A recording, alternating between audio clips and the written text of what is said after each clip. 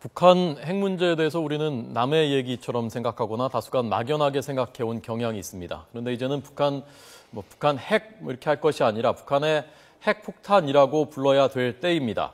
북한의 핵폭탄이 하나만 우리나라에 떨어지게 되면은 우리의 모든 소중한 것들이 다 일시에 잿더미가 되고 맙니다. 그리고 북한 핵이 노리는 제1의 대상은 미국이 아니라 우리나라라는 것도 명백한 현실입니다.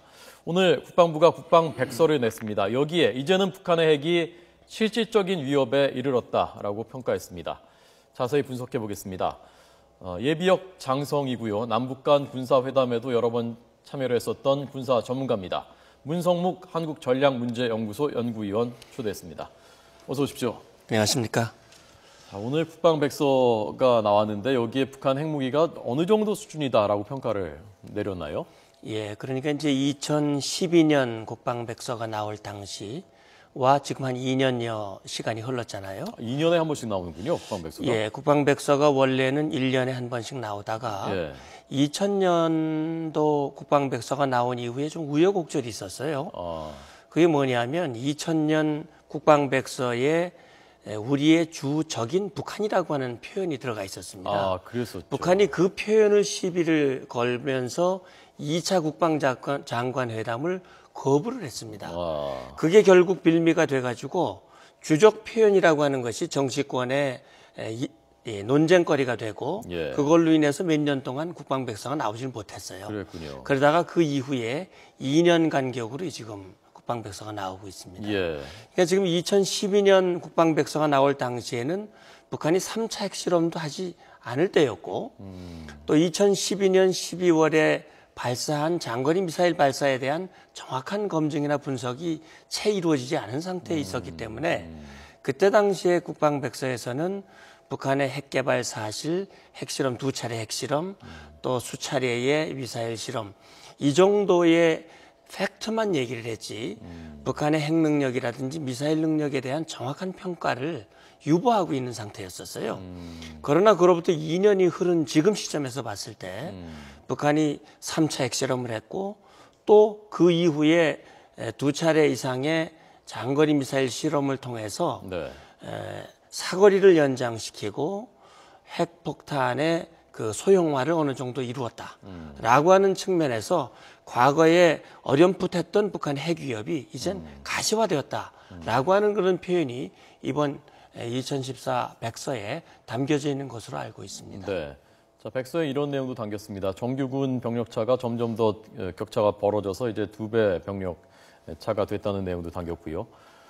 해상, 육상의 무기들이 점점 고도화되고 있어서 특히 해군 전력은 잠수함 전력을 굉장히 고도화시키고 있고, 자, 그다음에 육상 전력을 보시면은 방사포 전차 같은 포병 전력이 강화되고 장갑차는 무려 200대에서 300대가 더 늘었다. 특수전 병력이 20만 명이다.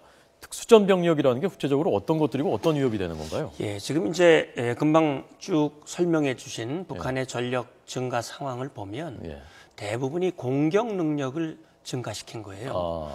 그리고 그 중에서도 특별히 기습 공격 능력, 그다음에 방사포를 특별히 많이 늘렸거든요. 수백 문을 늘렸는데 방사포는 우리가 우려하듯이 우리 수도권을 직접 위협할 수 있는 무기들이거든요. 금방 질문하신 특수전 병력이라고 하는 것은 북한의 전략 전술은 기습 배합 전략 전술입니다. 그것은 뭐냐면 상대방이 미처 대처하지 못하도록 기습을 하고 배합이라고 하는 것은 정규적인 공격과 비정규적인 공격, 다시 말하면 우리 후방 지역에 기습 침투를 시켜서 우리를 마비시켜서 선제적인 효과를 노리고자 하는, 그렇기 때문에 북한의 전력의 증강 양상은 공격 능력, 특수전 능력, 비대칭 능력 그런 것들을 집중적으로 향상시키고 있다. 결과적으로 보면 북한의 전력 증강은 북한이 대남 무력 적화 전략을 달성시키기 위한 그런 전력의 증강으로 우리가 보고 거기에 대한 대처가 필요하다 이렇게 볼 수 있죠. 그러니까 북한이 체제 위협을 느낀다. 그래서 우리는 미국한테 체제 보전을 받길 원한다라는 입장인데 실제로 군비를 증강하는 것은 공격용 전력들을 계속해서 증강하고 있는 거군요. 그렇죠. 북한은 마치 미국이나 대한민국이 북침을 한다고 얘기를 하고 있지만은 네. 우리 한국과 미국이 한 번도 북한을 침략을 하거나 선제 공격한 일은 없습니다. 예. 북한이 6.25 남침을 우리가 응징하고 공격한 일은 있었지만은 우리가 또 한미연합연습이라고 하는 것도 북한이 남침을 했을 때 거기에 어떻게 대처할 것인가를 위한 연습이란 말이죠. 예. 그러나 북한은 말로는 그런 위협이라고 말은 하지만은 네. 실제 극심한 경제적인 어려움, 많은 주민들이 배를 걸고 어려운 가운데 있음에도 불구하고 많은 비용을 군비에 들이면서 네. 전력을 증강하고 있다고 하는 점, 예. 이것이 우리가 유념할 부분이라고 볼 수 있지요. 지금 김정은이 저 군부대에 나가는 잠깐만요. 자, 화면을 저희가 봤는데요.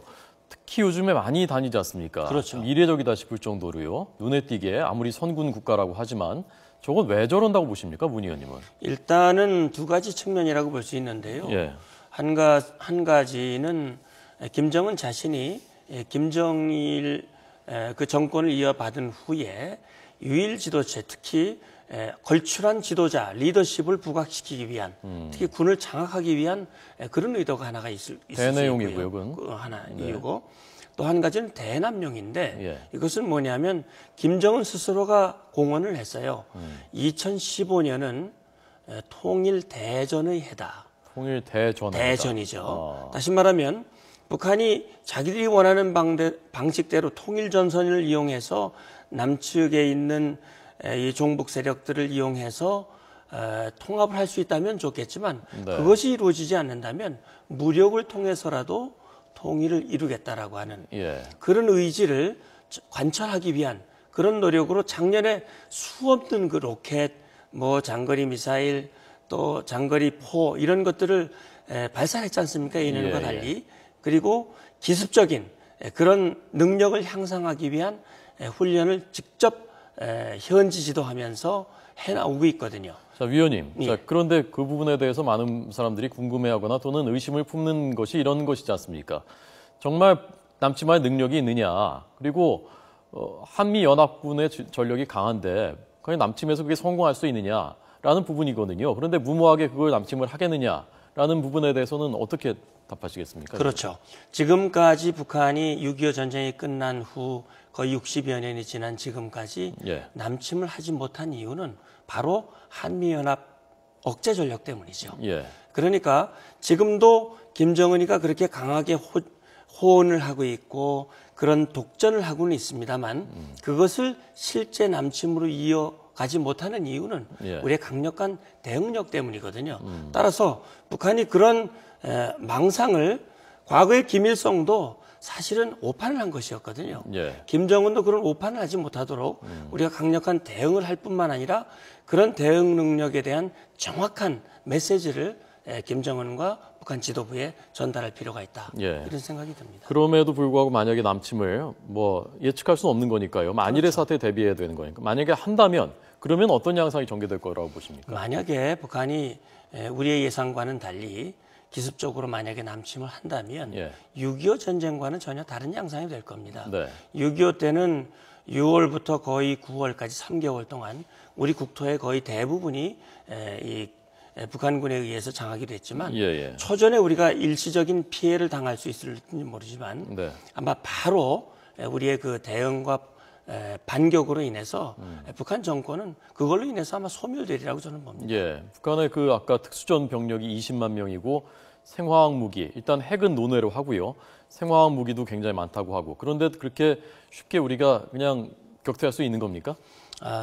그러니까 그런 것들이 사용될 수 없도록 예. 사용되지 못하도록 우리가 모든 감시 체제와 예. 거기에 대한 타격 체제를 구비하고 있기 때문에 예. 그런 것들이 만약에 우리가 제대로 되지 않는다면 결국 그 위협에 그대로 노출이 돼서 우리가 당할 수가 있겠습니다만. 근데 아까 말씀하신 북한 방사포, 수도권을 노린다는 방사포, 또 미사일 같은 거 언제 어떻게 쏘는지 우리가 지금 완벽하게 탐지하지 못한다는 건 아닙니까? 그러니까 미사일 같은 경우는 만약에 북한이 고정식 발사대를 통해서 쏘는 것은 우리가 뭐 언제라도 포착할 수 있습니다만 기습적으로 이동식 미사일 발사대를 이용해서 야음을 이용해서 예. 만약에 발사를 한다면 우리가 포착하는 데 상당히 어려움이 있을 수 있습니다. 예. 마찬가지 전방에 추진되어 있는 방사포들 같은 경우도 기습 발사를 할 경우에는 네. 우리가 대응하는 상당히 어려움이 있을 수 있습니다. 예. 그러나 만약에 북한이 한 발이나 몇 발이라도 먼저 발사를 한다면 예. 그 이후에는 우리가 대응해서 대응할 수 있는 모든 대응 능력을 구비할 수 있기 때문에. 그런데 연평도 포격 도발 때 보니까 그때 좀 우리가 좀 그렇게 제대로 대응 못하지 않았습니까? 그렇죠. 그때 포를 먼저 맞았는데도. 예. 그때 상황과 다시 말하면은 말씀하신 대로 미사일을 가지고 우리 서울을 때린다든지 네. 또는 이 특수전 병력을 가지고 어느 지역을 상륙을 해서 정말 선전포고와 다름없는 그런 공격을 해올 경우에는 연평포격대와 같이 일부의 그 포탄이 우리 쪽에 떨어지는 것과는 전혀 다른 양상이기 때문에 우리의 대응도 그때 그 평시 정전시 교전 규칙에 대한 대응이 아니라 그때는 이제 전시가 선포가 되고 전시에 따른 5027 계획에 따른 거기에 대한 대응이기 때문에 저는 전혀 다른 양상으로 전개된다고 저는 봅니다. 알겠습니다. 자, 다시 핵 넘어가서요. 북한이 플루토늄을 뭐 10기, 우라늄을 맞나요? 우라늄 20기 정도를 이미 제조할 능력이 있다고 하는데 이 핵폭탄 한 개가 뭐 상상하기도 싫은 일이지만은 핵폭탄 한 개가 만약에 떨어진다면 이것이 어떤 피해를 줄 수 있는 건지 어떤 위력을 갖고 있는 건지 좀 설명을 좀 해주십시오. 예. 그러니까 이제 과거 1945년 2차 대전이 끝나기 직전에 네. 미국이 이제 일본 히로시마와 나가사키에 그 포탄을 투여했는데 그때 포탄 투여는 폭격기에다가 포탄을 싣고 상공에서 떨어뜨린 겁니다. 그때 당시에 떨어뜨린 그 히로시마에 떨어뜨린 그 핵폭탄의 경우에는 화면에 보시듯이 약 16킬로톤. 그때 당시에 피해는 14만 명이 사망하고 14만 명이요. 그렇죠. 건물 5만여 채가 완파되는. 그래서 대개 핵폭탄은 열과 폭풍과 방사선에 의한 그런 피해를 입게 되거든요. 이것은 일시적인 피해뿐만 아니라 그 이후에도 계속 낙진에 의한 피해, 그런 피해들이 이어졌었죠. 16킬로톤이라는 것이 잘 그 체감이 안 되는데 저게 뭐 핵폭탄을 몇 개 떨어뜨린 건가요? 한 개 떨어뜨린 거죠. 한 개요? 한 개가 떨어져서 저런 피해를 입힌 것이죠. 한 개 떨어졌는데 14만 명이 목숨을 잃었군요. 그렇죠. 히로시마에서요. 근데 이제 앞으로는 저렇게 만약에 북한이 항공기에다가 싣고 이동을 한다면 그것은 우리가 사전에 포착을 해서 제압을 할 수 있기 때문에 항공기를 이용한 것이 아니라 앞으로는 미사일에 탑재해서 할 가능성이 높죠. 그렇기 때문에 우리가 관심을 가지는 것은 그 미사일에 탑재할 정도로 소형화됐는지 그런 부분인데 지금 화면에 보시듯이 만약에 북한이 그때 히로시마에 떨어뜨린 것과 같은 위력의 이 핵폭탄을 서울 상공에서 폭발을 한다면 그 정도 핵폭탄을 만들 능력은 이미 충분히 있고 또 이미 만든 것으로 추정이 되는 거고요. 그렇죠. 물론 뭐 그동안 세 차례 핵실험에서 15킬로톤 정도의 위력을 보이지는 않았습니다만 그러나 앞으로 언젠가 이런 기술은 충분히 더 발전할 수 있기 때문에 그걸 전제로 이제 시뮬레이션을 한 그 내용이 지금 화면에 나오고 있습니다. 그래서 이때가 되면 1945년보다도 훨씬 많은 피해, 다시 말하면 62만 명이면 뭐 그때보다 한 서너 배 많은 그 피해를 가져오게 된다. 따라서 이런 피해가 되지 않도록 우리가 사전에 철저한 대비책이 마련돼야 되겠죠. 자, 그 히로시마 때 화면, 그 장군님. 저게 지금 장거리 탄도미사일을 항상 핵실험한 다음에 장거리 탄도미사일 쏘는 것은 미국에 대한 메시지 아니겠습니까? 우리가 미국까지도 날려보낼 수 있다 언젠가는 라고 하니까 계속 그걸 하는 건데 우리 입장에서는요. 그것도 물론 막아야 되겠지만은 우리 입장에서는 장거리 탄도미사일 아니라 그냥 단거리 미사일만 해도 우리까지 날아오는 것 아닙니까? 그렇죠. 자, 그럼 우리 입장에서는 북한이 만일의 경우라도 핵폭탄을 단거리 미사일에 탑재해서 쏘는 것을 막을 수 있습니까? 그렇기 때문에 우리 지금 정부가 추진하고 있는 것이 킬체인과 KAMD거든요. 물론 예. 그 실효성이 뭐 완전히 검증된 것은 아닙니다만 네. 킬체인이라고 하는 것은 북한이 사전에 그런 미사일이라든지 핵무기를 탑재해서 공격할 징후가 명확하게 포착이 됐을 경우 예. 우리가 사전에 그 지점을 타격을 해서 발사 자체를 할 수 없도록 하는 것이 킬체인이고요. 아, 그것을 명확하게 징후를 늘 포착할 수 있습니까? 그럼 그렇죠. 100%? 그런 것들을 우리가 핵시설이라든지 미사일 시설을 늘 탐지하고 관측하고 있기 때문에 그것은 한미 종합 연합 자산을 가지고 감지하고 있기 때문에 그런 것들이 어느 정도 가능한 것이고 그리고 KAMD라고 하는 것은 만약에 그런 사전 조치가 불가능했을 경우 상공에서 우리 쪽으로 떨어지기 전에 상공에서 이제 그것을 격추시키는 것인데요. 이거는 만약에 북한이 핵무기를 탑재해서 사용을 한다면 우리 상공에서 그걸 격추시킨다 한들 결국은 우리 땅에서 그러니까 아까 보니까요 피해가 엄청나던데 이루어지는 거 아니겠습니까? 따라서 그런 것이 이루어지지 못하도록 하는 결국 지금 말씀 나누고 있는 것은 가장 최악의 상황을 지금 상정한 그런 시나리오를 얘기하고 있는 것이고 우리로서는 북한이 그런 핵능력을 발전시키지 못하도록 하는 억제 역할 또 그런 것들을 사용하지 못하도록 하는 대비 역할 그런 것들을 계속 해나가야 할 필요가 있는 것이죠. 우리가 억제하려고 사실은 뭐 북핵 육자회담도 그래서 뭐 온 국제사회가 달라붙다시피 해서 했었던 것이지 않습니까? 그런데도 북한은 계속 고도화, 소형화 계속 하고 있고요. 그런데 이것을 과연 외교적인 노력으로 막을 수 있는 것인지도 우선 좀 걱정스러운 부분이고, 계속 이렇게 개발을 한다면은 이것을 그럼 어떻게 우리 입장에서는 아까 그 킬체인, KAMD 그걸 개발하는 수밖에 다른 방법은 없는 거죠? 지금으로서는 두 가지 대응을 할 수밖에 없죠. 우리가 그동안 노력한 것은 외교적인 방법으로 북한의 핵 문제를 해결하기 위한 노력을 해왔고 그 노력은 앞으로도 계속돼야 할 필요가 있다고 봅니다. 그것은 뭐 중국이라든지 미국이라든지 국제사회가 노력을 하고 있고 엊그제 또 오바마가 대북 제재 명령을 발동한 것도 소니 픽처스사에 대한 그 제재뿐만 아니라 핵 인권 문제를 같이 포함하고 있는 것이고요. 또 한 가지는 물리적인 대응력인데 제가 우리 한국 자력의 그 방위를 위한 무기 체계를 말씀드린 것이고 중요한 것은 미국이 가지고 있는 각종 자산들 그런 것들을 이용한 그 맞춤형 그 억제 전략 그것을 북한이 가지고 있는 미국이 가지고 있는 모든 우리 핵 우산과 핵 억제를 위한 핵 대응을 위한 그런 모든 자산을 함께 활용을 해서 북한이 그런 것들을 실제 사용하지 못하도록 하는 무력화시키는 전략 그런 것들을 지금도 하고 있고 앞으로도 치밀하게 해서 우리 국민의 안전을 확고하게 보장하는 노력을 아마 하고 있으리라고 저는 그렇게 믿고 있습니다.